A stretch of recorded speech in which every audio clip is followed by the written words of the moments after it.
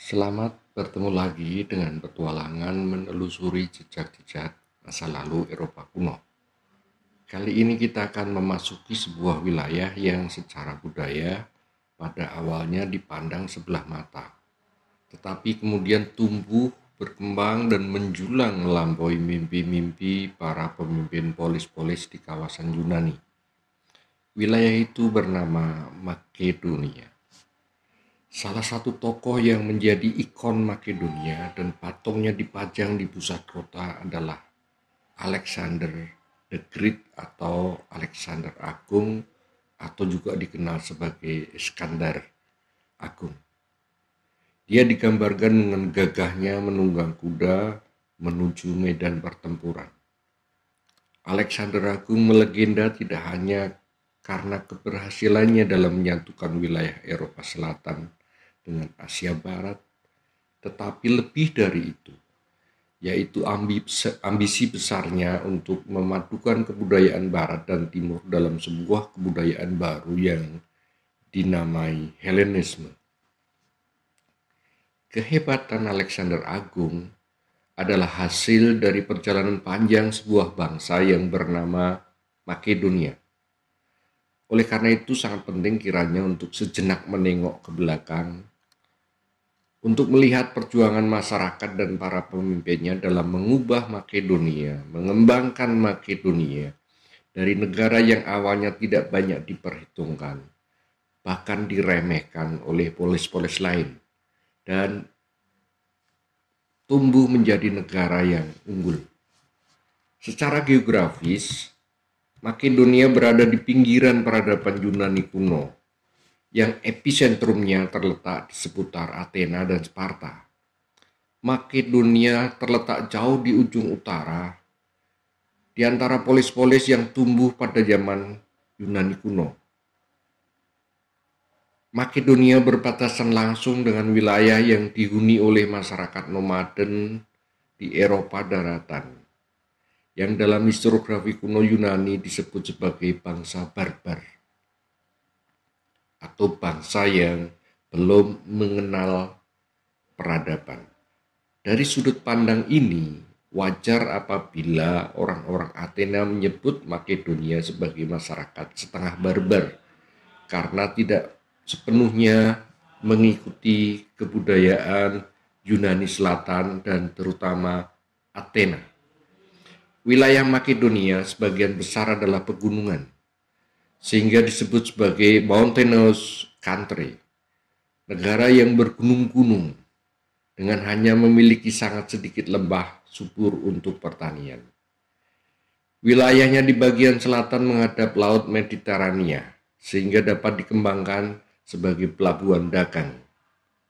Melalui pelabuhan itu, hasil utama Makedonia yaitu kayu dapat diekspor ke polis-polis lain yang membutuhkan.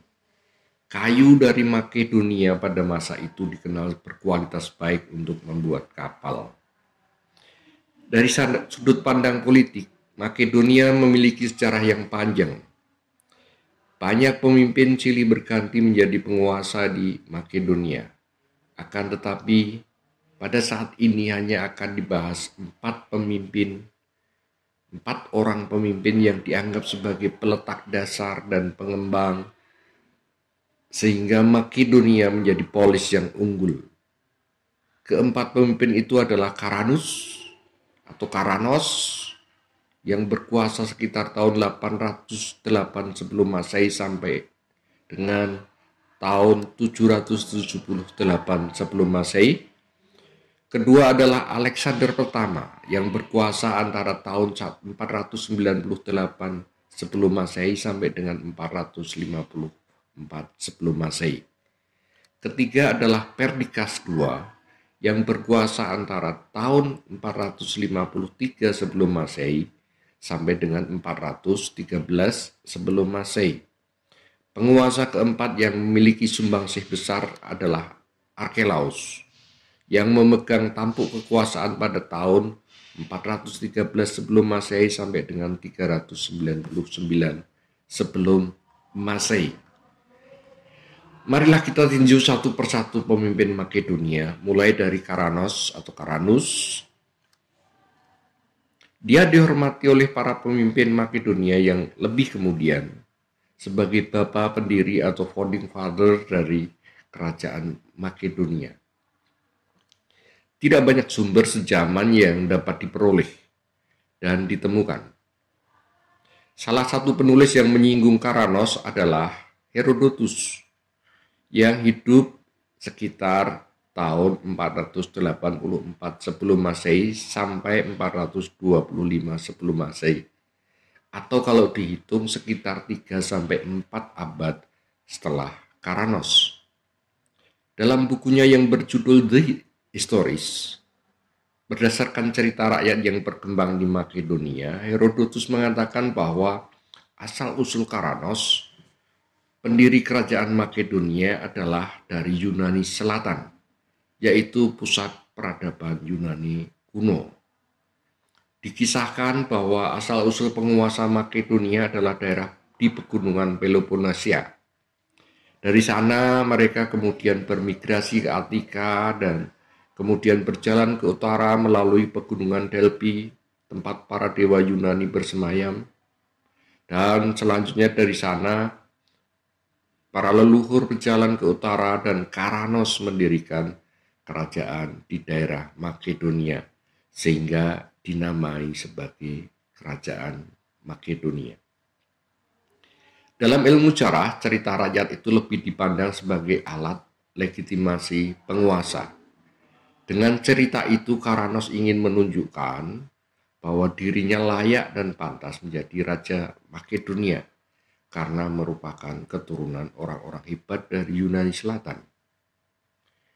Penguasa kedua yang memiliki peran sangat penting adalah Alexander pertama, yang memerintah antara tahun 498 sebelum Masehi sampai dengan 454 sebelum Masehi. Hanya beberapa tahun setelah memerintah, Alexander pertama harus mengalami peristiwa yang sangat pahit, yaitu pada tahun 492 sebelum Masehi, kerajaan Makedonia diserbu dan dikalahkan oleh Kekaisaran Persia. Makedonia harus menjadi bawahan atau vasal dari Persia. Alexander pertama sebagai pemimpin Makedonia dipaksa harus mengikuti semua perintah pasukan Persia, meskipun hatinya sebenarnya ingin memberontak.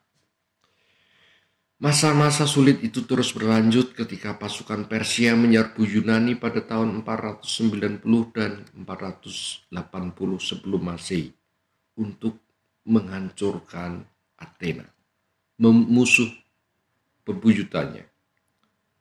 Kecintaannya pada Yunani menjadikan Alexander pertama harus bermain dua kaki. Satu kaki untuk mengikuti perintah pasukan Persia, satu kaki lainnya untuk menolong dan membantu pasukan Yunani di bawah pimpinan Athena. Pengetahuan tentang wilayah Yunani menjadikan Alexander terlibat aktif dalam menentukan strategi dan jalur penyerbuan pasukan Persia ke Yunani. Di pihak lain, Alexander pertama secara rahasia menemui pasukan Yunani untuk menjelaskan rencana penyerbuan pasukan Persia dan mengusulkan cara-cara untuk menghadapinya.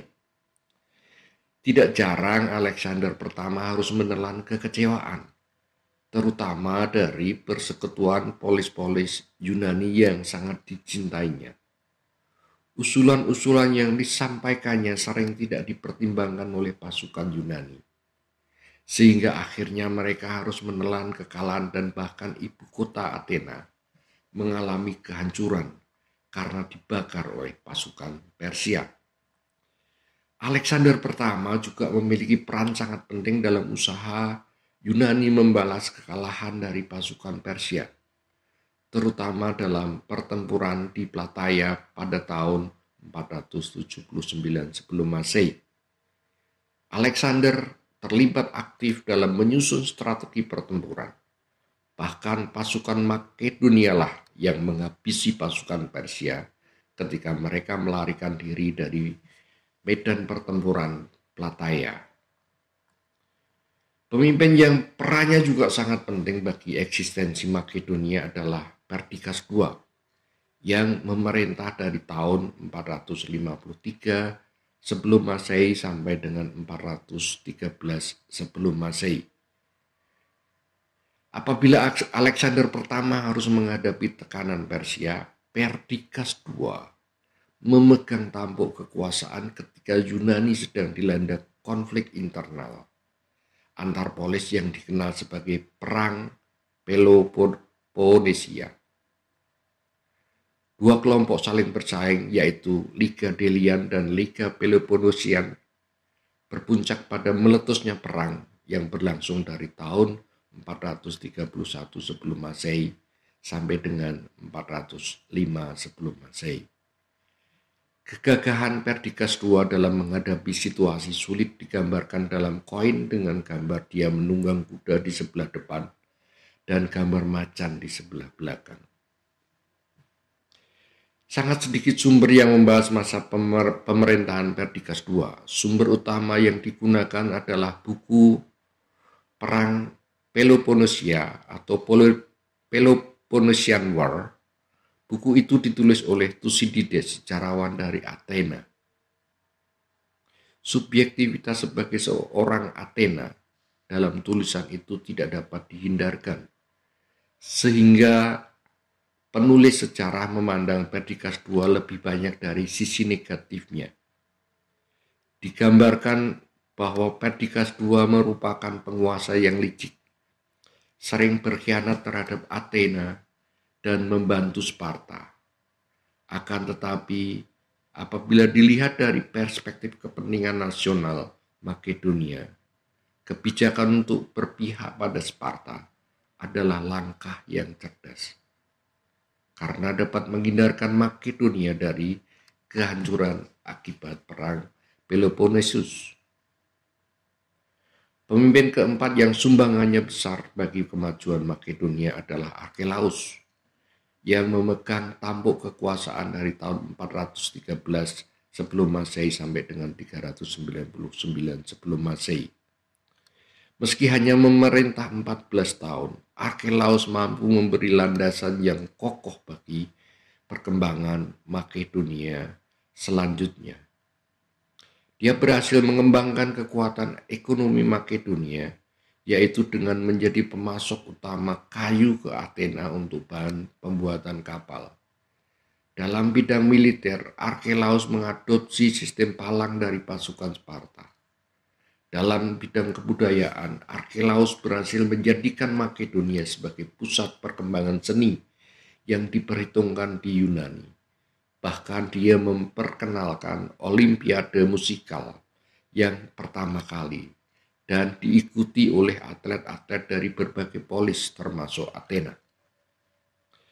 Archelaus memerintah dalam waktu singkat karena pada tahun 399 sebelum Masehi dibunuh oleh Krateros, orang kepercayaannya.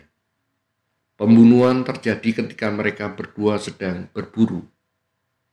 Rumor yang beredar, Krateros membunuh Archelaus karena dianggap Archelaus mengkhianati janjinya untuk menikahkan Krateros dengan putrinya. Terima kasih.